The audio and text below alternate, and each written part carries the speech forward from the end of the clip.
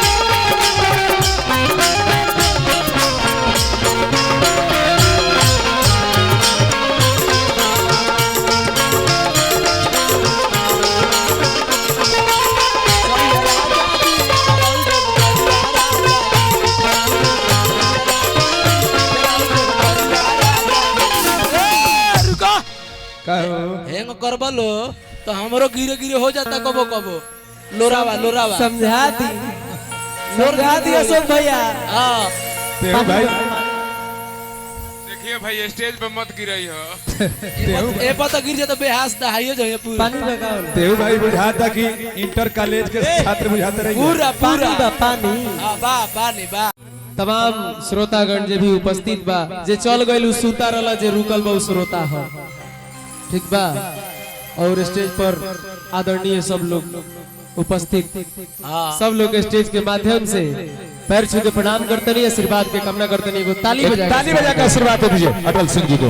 भक्ति भजन के तो समय ना रहल, कैसे कि रंगारम धका धक कार्यक्रम चलता। 2020 के जमाना बा, धका धक मारो और सटासट बोल्ड होके हटो। यस आई हम गायक अटल सिंह, होम टाउन जिला सिवान, घर जिला सिवान।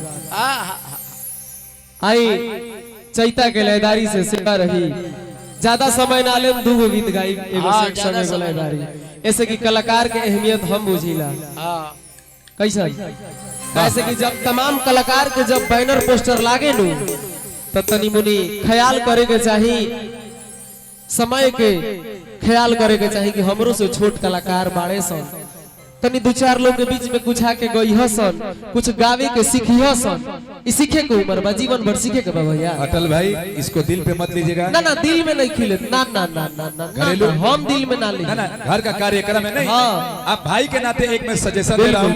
हमने सभी कलाकारों को सम्मान पूर्वक आमंत्रण भी दिया है। सभी कलाकार अपने मर्यादा के अनुरूप है। बिल्कुल किसी कलाकार ने मर्यादा को भंग नहीं किया है। आप जी जी बताइए। जी जी तनी उठ जाइलो और ही दू आदमी दुके दुन जिया दुका दुका सब लोग आवत हो, उठी लो रो लो। महे के बाद अभी महे के बारी बा।